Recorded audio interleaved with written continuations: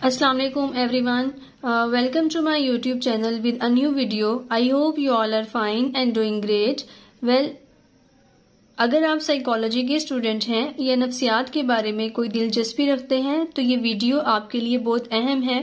Because इस video में आप जान सकेंगे कि किस तरह से एक माहिर नफ्सियात साइकोलॉजिस्ट या साइकेट्रिस्ट मेंटल डिसऑर्डर्स यानी ज़हनी नफ्सियाती अमराज के साथ लोगों को ट्रीट करते हैं, पेशेंट्स को डील करते हैं या फिर किसी भी नॉर्मल पर्सन को किस तरह से ऑब्जर्व कर रहे होते हैं। जैसे जिस्मानी बीमारियों यानी फिजिकल डिसऑर्डर्स की तशखीस के लिए, डायग्नोसिस के लिए किसी न किसी laboratory test like CT scan, x-rays, medical reports वगैरह की जरूरत होती है। इसी तरह मेंटल डिसऑर्डर्स को जानने के लिए भी कुछ टेस्ट की जरूरत पड़ती है। जो साइकोलॉजिकल टेस्टिंग होती है उसमें हमें पेशेंट का सैंपल लेने की जरूरत नहीं पड़ती है। उसके लिए कुछ क्वेश्चनेयर्स यानी सवालनामा होते हैं जिसमें देखा जाता है, मुख्तलिफ क्वेश्चंस के जरिए देखा जाता है कि पेशेंट के साथ मसला क्या है। So mental status examination MSc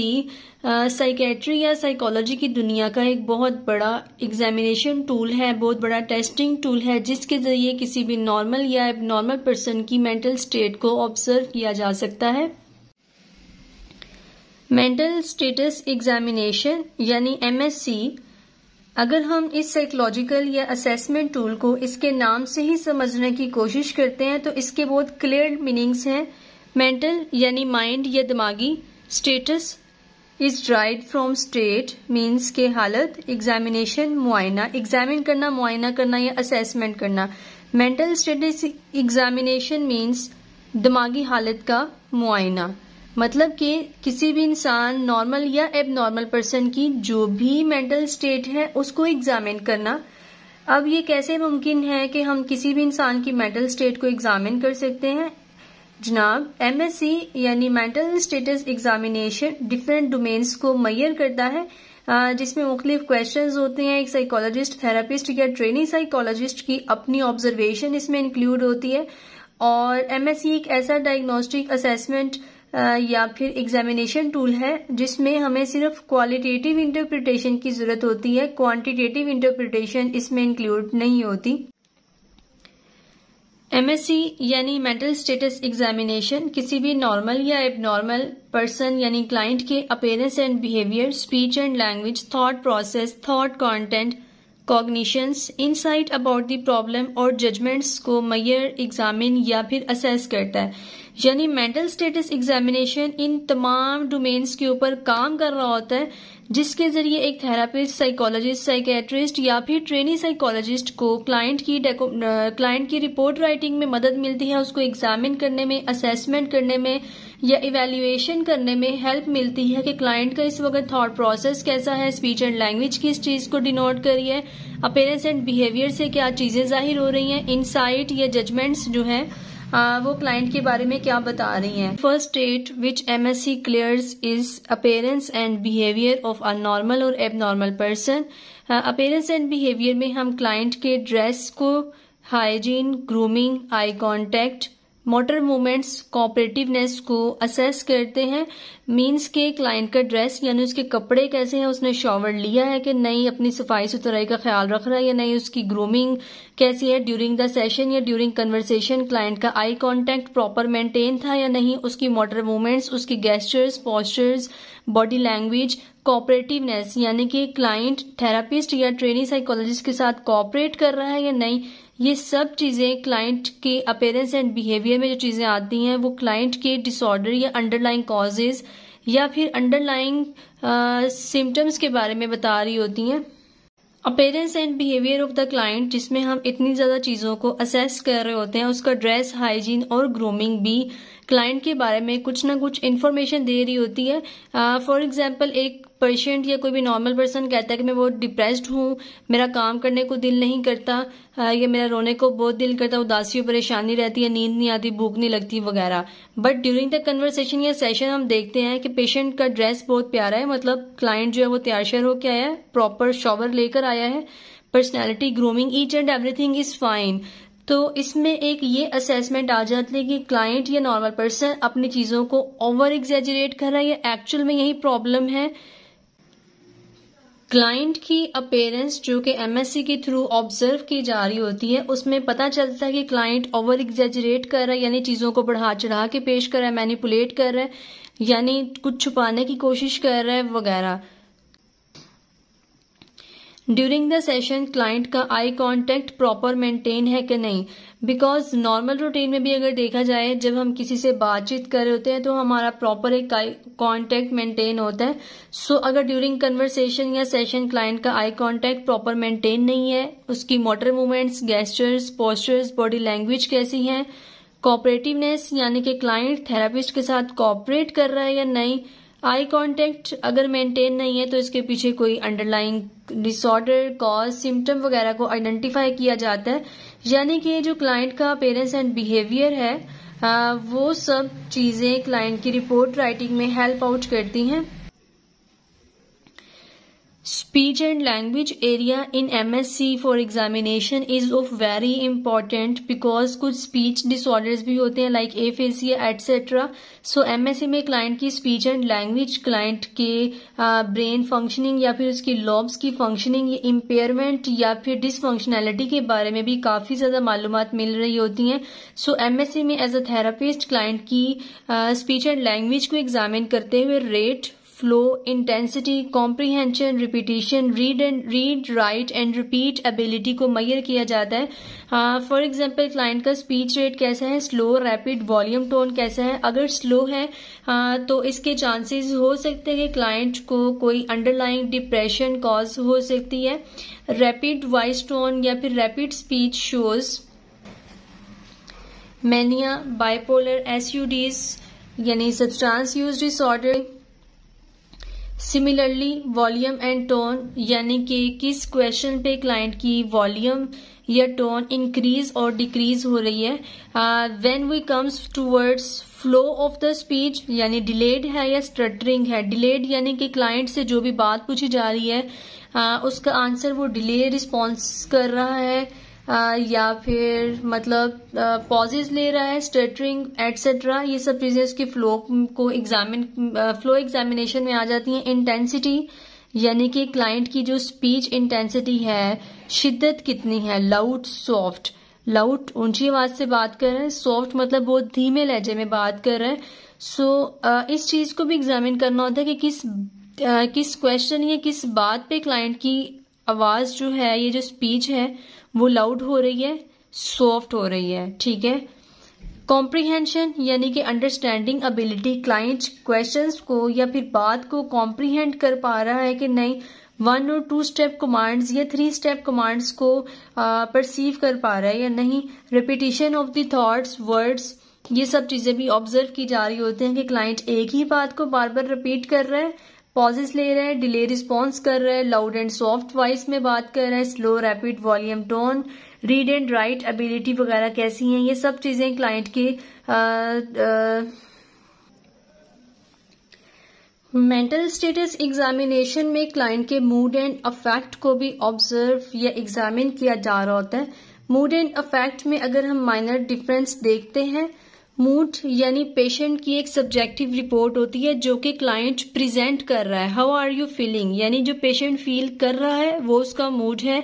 affect your objective report means के एज अ थेरापिस्ट, साइकोलॉजिस्ट या फिर ट्रेनी साइकोलॉजिस्ट आप जो क्लाइंट को ऑब्जर्व कर रहे हैं, यानी how does patient appear to be feeling, क्या क्लाइंट जैसा कह रहा है कि वो उदास और परेशान महसूस कर रहा है, मीन्स के he is feeling so depressed, क्या दिखने में भी वैसा ही है या क्लाइंट ओवर एग्जेजरेट या मैनिपुलेट कर रहा है चीजों को। ठीक है। मूड एंड अफेक्ट क्लाइंट का एमएससी के जरिए ऑब्जर्व किया जा रहा होता है ताकि इससे एक असेसमेंट मिल सके कि क्लाइंट का एक्चुअल प्रॉब्लम क्या है, क्लाइंट उसको प्रेजेंट किस तरह से कर रहा है और मजीद उसके लिए क्या क्या चीजें हो सकती हैं। Next one two examine is thought process and thought content. ये भी बहुत इंपॉर्टेंट होता है कि क्लाइंट की हम थॉट प्रोसेस या थॉट कंटेंट को एग्जामिन कर रहे होते हैं। थॉट प्रोसेस में हमने चेक करना होता है कि क्लाइंट की जो थॉट्स हैं उनमें कोई एरर्स तो नहीं है, वो ऑर्गेनाइज्ड हैं या नहीं। Organized, if they are organized और नॉट, क्लैरिटी मौजूद है कि नहीं, लॉजिकल थॉट्स हैं या इलॉजिकल थॉट्स हैं। फ्लो, एसोसिएशन कैसा है यानी गोल ओरिएंटेड थॉट्स हैं या क्लाइंट जो है उसके जहन में फ्लाइंग आइडियाज या रेसिंग थॉट्स आ रही हैं। थॉट कंटेंट यानी hallucinations, delusions, obsessions, flying ideas etcetera को असेस किया जाता है कि अगर मींस के क्लाइंट को देखा जाता है थॉट कंटेंट में कि उसके अंदर कोई हेल्यूसिनेशंस तो नहीं मौजूद, कोई ऐसी थॉट जो उसको बहुत बार बार आती है, थॉट तंग कर रही है, माजी के बारे में कोई पछतावा, आने वाले कल के बारे में सोच के क्लाइंट परेशान हो रहा है, बेचैन हो रहा है, एक ही ख्याल को बार बार सोच रहा है, कुछ चीजें दिखाई दे रही हैं, कुछ आवाजें सुनाई दे रही हैं। फ्लाइंग आइडियाज यानी क्लाइंट एक थॉट से दूसरे थॉट पे या एक आइडिया से दूसरे आइडिया पे जंप कर रहा है, गोल ओरिएंटेड है या नहीं, ऑर्गेनाइजेशन मौजूद है थॉट्स में या नहीं। मींस के क्लाइंट का थॉट प्रोसेस या थॉट कंटेंट क्लाइंट के मेंटल स्टेट को एग्जामिन करने में हेल्प आउट करता है कि during the session, during the conversation client की थॉट्स कैसी हैं या इन द पास्ट क्या क्या प्रॉब्लम्स रह चुकी हैं। एमएससी में क्लाइंट की कॉग्निशंस को चेक करने के लिए उसकी ओरिएंटेशन, मेमोरी, विजुअल स्किल्स के ऊपर फोकस किया जाता है। क्लाइंट की कॉग्निशंस में ओरिएंटेशन यानी क्लाइंट को मालूम है कि आज दिन क्या है, तारीख क्या है, टाइम क्या हुआ है, ये साल कौन सा चल रहा है, महीना कौन सा है, मौसम कौन सा चल रहा है। मीन्स के क्लाइंट को डेट, टाइम, ईयर के बारे में कोई ओरिएंटेशन है कि नहीं, इस वक्त क्लाइंट कहाँ पर मौजूद है, हॉस्पिटल का नाम क्या है, डॉक्टर का क्या नाम है, ये सब चीजें क्लाइंट की ओरिएंटेशन में आ जाती हैं। क्लाइंट कॉग्निशंस, एमएससी में कॉग्निशंस को असेस करने के लिए अगर हम क्लाइंट की मेमोरी को एग्जामिन करते हैं तो उसमें शॉर्ट टर्म मेमोरी, एपिसोडिक और सिमेंटिक मेमोरी को ऑब्जर्व किया जाता है। शॉर्ट टर्म मेमोरी को असेस या एग्जामिन करने के लिए क्लाइंट को ड्यूरिंग सेशन कोई से भी 3 अल्फाज के नाम बताए जा सकते हैं, कोई से भी 3 इररेलीवेंट ऑब्जेक्ट्स के नाम बताए जा सकते हैं और उसको 1 या 2 मिनट के वक्फे के बाद क्लाइंट से पूछा जा सकता है। अगर क्लाइंट उन 3 वर्ड्स को अच्छे तरीके से रिस्पॉन्स कर देता है, इट मीन्स उसकी शॉर्ट टर्म मेमोरी ठीक है, अदरवाइज उसको कंसंट्रेशन या फिर अटेंशन प्रॉब्लम्स रहती हैं। 3 ऑब्जेक्ट्स फॉर एग्जाम्पल, हम जो भी उस वक्त सेशन रूम में चीजें मौजूद हैं लाइक पंखा, पेंसिल या फिर कुर्सी वगैरह, ठीक है, इस तरह से कोई से भी 3 रैंडम या इररेलीवेंट वर्ड्स हमने क्लाइंट को बताने होते हैं। एपिसोडिक मेमोरी को चेक करने के लिए क्लाइंट के events in patients life, means के कोई भी ऐसा पास्ट इवेंट जो क्लाइंट इस वक्त रिकॉल कर सकता है। सिमेंटिक मेमोरी को असेस करने के लिए इस वक्त मुल्क का सदर कौन है, वजीर आजम कौन है, मुल्क का नाम क्या है, what is the capital city of the country, means के पाकिस्तान कब आजाद हुआ। इस तरह के क्वेश्चंस हम उसकी सिमेंटिक मेमोरी को असेस करने के लिए पूछ सकते हैं। विजुअल स्पैटियल स्किल्स,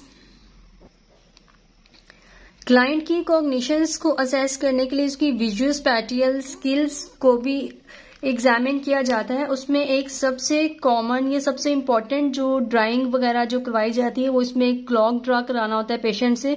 जिससे पता चलता है कि क्लाइंट की जो विजुअल्स कॉग्निशंस में मेंटल स्टेटस एग्जामिनेशन कॉग्निशंस को असेस करने में अगर हम विजुअल स्पैटियल स्किल्स की बात करते हैं तो उसमें क्लाइंट से सिंपली एक क्लॉक ड्रा करा सकते हैं कि क्लाइंट एक घड़ी बनाकर दिखाए और वो जो घड़ी की जो डायग्राम हमारे सामने आती है पेशेंट की, वो हमें बता रही होती है कि क्लाइंट की इस वक्त ओरिएंटेशन कैसी है, या फिर उसकी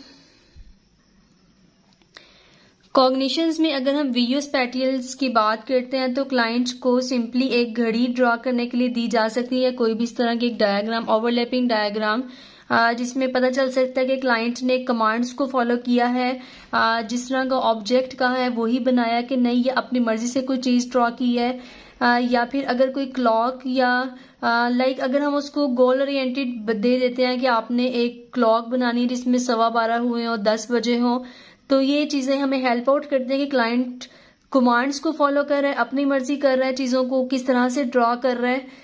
ये सब चीजें क्लाइंट की जो 4 लोब्स होती है like temporal lobe, frontal lobe, occipital और प्राइटल लोब वगैरह, जो कि हमें देखने, सुनने, फैसला करने में मदद फराहम करती हैं। तो अगर इनमें कोई इम्पेयरमेंट होती है तो क्लाइंट की ड्राइंग्स में भी वो इम्पेयरमेंट नजर आ रही होती है, जिससे आइडिया मिल जाता है कि क्लाइंट की जो लोब्स है, ये जो ब्रेन फंक्शनिंग है वो इम्पेयर्ड है या फंक्शनल है। एमएससी में क्लाइंट की इनसाइट अबाउट द प्रॉब्लम को एग्जामिन या असेस किया जा रहा होता है। इनसाइट मीन्स के अवेयरनेस अबाउट द प्रॉब्लम, यानी कि क्लाइंट को अपने मसले के बारे में बिल्कुल ही नहीं पता कि इसके साथ प्रॉब्लम क्या है। He is partially aware means कि थोड़ा बहुत पता है। ये फुली अवेयर है अपने मसले के बारे में। अगर क्लाइंट को अपने मसले के बारे में बिल्कुल ही नहीं पता कि उसको प्रॉब्लम क्या है, तो उसका मैनेजमेंट प्लान या उसकी डीलिंग किसी और तरह से होती है। अगर क्लाइंट को अपने मसले के बारे में फुली अवेयरनेस है तो उसे डील करने या मैनेज करने में आसानी होती है। सो एमएससी में क्लाइंट की इनसाइट को चेक किया जाता है कि आया कि पेशेंट को पता है वो किस मसले के साथ या किस सिलसिले में किसी थेरेपिस्ट या साइकेट्रिस्ट को विजिट कर रहा है, उसे यहाँ पे हॉस्पिटल में क्यों लाया गया है, हॉस्पिटल में आने की वजह क्या है, क्या ऐसा मसला आ रहा था कि उसको इलाज की जरूरत पड़ी या उसको इलाज चाहिए या नहीं चाहिए, इलाज क्यों करवाना चाहता है। ये सब चीजें क्लाइंट की इनसाइट को शो कर रही होती हैं। मेंटल स्टेटस एग्जामिनेशन में क्लाइंट की जजमेंट्स या डिसीजन मेकिंग को चेक करने के लिए डिफरेंट सिनेरियोज दिए जाते हैं। फॉर एग्जांपल, अगर हम एमएससी को उर्दू क्वेश्चनर यूज करते हैं तो उसमें हम एक क्लाइंट को सिनेरियो दे सकते हैं कि फॉर एग्जांपल आप इमेजिन करें कि आपके घर के साथ वाले घर में आग लगी हुई है, तो आपका रिस्पॉन्स क्या होगा। सो इसमें क्लाइंट जब सिचुएशन को या किसी भी सिनेरियो को इमेजिन करता है तो उसमें वो डिफरेंट रिस्पॉन्सेज बताता है। फॉर एग्जांपल, अगर पेशेंट कहता है कि मैं फायर ब्रिगेडियर को कॉल करूंगा या मैं उनकी मदद करने की कोशिश करूंगा, सो इससे पता चल रहा है कि क्लाइंट की जो नेचर है वो कैसी है, कोऑपरेटिव है, हेल्पिंग है, काइंड है, हम्बल है। मीन्स के क्लाइंट की जजमेंट्स और डिसीजन मेकिंग को चेक करने के लिए डिफरेंट सिनेरियोज क्लाइंट के सामने पेश किए जाते हैं, जिससे क्लाइंट की डिसीजन मेकिंग असेस करने में मदद मिलती है कि क्लाइंट के ऊपर कोई भी मसला आता है या किसी भी नॉर्मल पर्सन की अगर जजमेंट्स चेक करनी हो तो उसको डिफरेंट सिनेरियोज दिए जाते हैं कि आया कि अगर इसको कोई प्रॉब्लम आती है तो ये बिहेव कैसे करेगा, रिस्पॉन्स क्या होगा, वाइज रिस्पॉन्स होगा, इमोशनल रिस्पॉन्स होगा, लॉजिक बेस्ड रिस्पॉन्स होगा। सो ये सब चीजें क्लाइंट की जजमेंट और डिसीजन मेकिंग को असेस करने में थ्रू मेंटल स्टेटस एग्जामिनेशन मदद फराहम करती हैं। अगर हम अपने टॉपिक मेंटल स्टेटस एग्जामिनेशन यानी एमएससी को समराइज करते हैं तो it is detailed in nature, यानी कि अगर एक साइकोलॉजिस्ट, साइकोथेरापिस्ट, इंटर्नी साइकोलॉजिस्ट या फिर साइकेट्रिस्ट एमएससी को यूज कर रहा है तो उसमें क्लाइंट की एक डिटेल्ड ऑब्जर्वेशन आ रही है, यानी कि क्लाइंट की cognition, thought process, thought content, appearance and behaviour, speech and language, insight about the problem, judgement and decision making, each and everything जो है वो मैं डिटेल एग्जामिन में आ रही है। इट इज क्वालिटेटिव इंटरप्रिटेशन, इसकी जो इंटरप्रिटेशन होती है वो क्वालिटेटिव होती है, यानी कि एक थेरेपिस्ट या साइकोलॉजिस्ट ने सिर्फ इसकी एक डॉक्यूमेंटेशन या रिपोर्ट राइटिंग करनी होती है, उसके लिए हमें कोई भी ग्राफ्स, टेबल्स या स्कोर्स वगैरह की या किसी भी मैनुअल की जरूरत नहीं पड़ती। एमएससी जो है वो टोटली एक साइकोलॉजिस्ट की रिपोर्ट पर बेस कर रहा होता है, जो कि ड्यूरिंग ऑब्जर्वेशन, असेसमेंट या ड्यूरिंग सेशन और कन्वर्सेशन एक थेरेपिस्ट ने क्लाइंट की ऑब्जर्व की होती हैं। It is a good behavioural observation, यानी कि एमएससी के जरिए क्लाइंट की एक बेहतरीन बिहेवियरल ऑब्जर्वेशन हो जाती है। It is used for both normal and abnormal persons, यानी कि एमएससी एक ऐसा असेसमेंट टूल है जो कि सिर्फ हम एबनॉर्मल पर्सन्स के ऊपर यूज नहीं करते, it can be used on normal persons. For example, अगर हम सीएसएस एग्जामिनेशन की बात करते हैं, किसी भी कॉम्पिटिटिव एग्जाम या कोई भी जॉब पोस्टिंग की बात करते हैं, तो अक्सर औकात उनमें रिटन एग्जाम्स के बाद एक साइकोलॉजिकल टेस्ट या फिर उसके बाद एक इंटरव्यू होता है। जो साइकोलॉजिकल टेस्ट होता है वो कुछ रिटन बेस्ड, कुछ ड्राइंग बेस्ड चीजें होती है, जिसके जरिए एक नॉर्मल पर्सन या उस जॉबियन की जो उस पोस्ट के लिए जिसने अप्लाई किया उसकी पर्सनैलिटी शो हो रही होती है। और एक क्लिनिकल इंटरव्यू भी होता है, या जिसमें क्लाइंट की या उस नॉर्मल पर्सन की या जिसने जॉब के लिए अप्लाई किया हुआ है, वो बेशक आर्मी की पोस्ट के लिए है या पुलिस के लिए है, एक साइकोलॉजिस्ट उसमें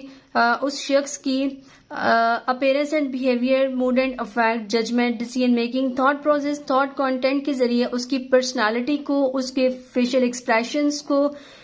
उसकी स्पीच एंड लैंग्वेज के जरिए उसकी टोटली जो पर्सनालिटी है, जो उसकी मेंटल स्टेट है, उसको एग्जामिन किया जा रहा होता है, जिसकी बाद में एक क्वालिटेटिव इंटरप्रिटेशन यानी कि एक डॉक्यूमेंटेशन कर दी जाती है। It is easy to use,